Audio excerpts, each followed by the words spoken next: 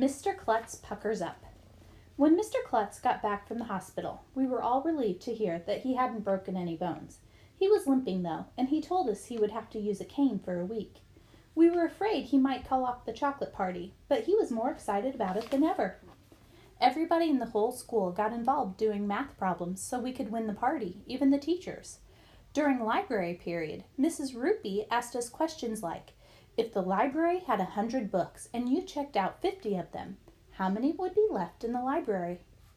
During music period, Mr. Hind asked us questions like, if the school only has 10 trumpets and 6 kids sign up to take trumpet lessons, how many more kids can sign up for trumpet lessons? Miss Daisy made a big tote board so we would know how many math problems we had completed. Every day she tallied up all the math problems on her tote board.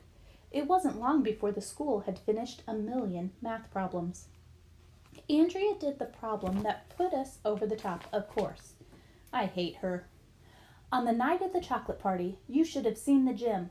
They had music and games, and tables were set up with chocolate chip cookies, chocolate cake, chocolate muffins, and even broccoli covered with chocolate.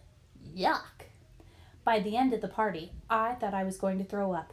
It was the greatest night of my life.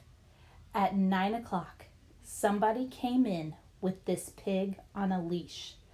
I don't know where they got it. The zoo, I guess. We all watched as the pig was brought over to Mr. Klutz. He wrinkled his face up and acted like he was all disgusted. Mr. Klutz, not the pig. Then he bent over and kissed the pig on the lips. The whole school went crazy. Even the pig freaked out, oinking and squealing and running around the gym until the grown-ups were able to catch it. It was a real Kodak moment, if you ask me. Chapter 9. I Pledge Allegiance to Mr. Klutz. I want to congratulate all you kids, Mr. Klutz said over the loudspeaker on Monday morning during announcements. You did it! 1,000,000 math problems. That's quite an accomplishment. See, all you needed was a little incentive. This has been such a huge success that I have decided to challenge you again, he continued. Election Day is coming up in November. This is a very important day in America. I think every child in this school should write an essay about what it means to have elections. And if you achieve this goal by Election Day, I will climb the flagpole in front of the school and recite the Pledge of Allegiance when I get to the top. I hope he doesn't hurt himself again, said Emily. I'll write my essay during recess, said Andrea, who always does everything the second any grown-up tells her to, instead of waiting as long as possible like a normal kid. Couldn't we just write one essay for the whole class? I asked Miss Daisy. That would be a lot easier. Mr. Klutz's voice came out of the loudspeaker again. I know some of you will ask if you can write a class essay. The answer is no. If you want to see me shinny up this flagpole, each student must write their own essay. That's my final offer. Take it or leave it. And I'll tell you what, when we have all the essays, I will send them to the president to read. Have a nice day.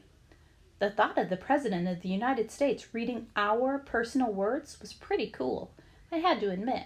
Everybody finished their Election Day essays so quickly we were done a week before Election Day. Some kids, like Andrea, even wrote 2 essays. On the morning of Election Day, all the students and teachers gathered on the grass in front of the school. Mr. Klutz came out of the door.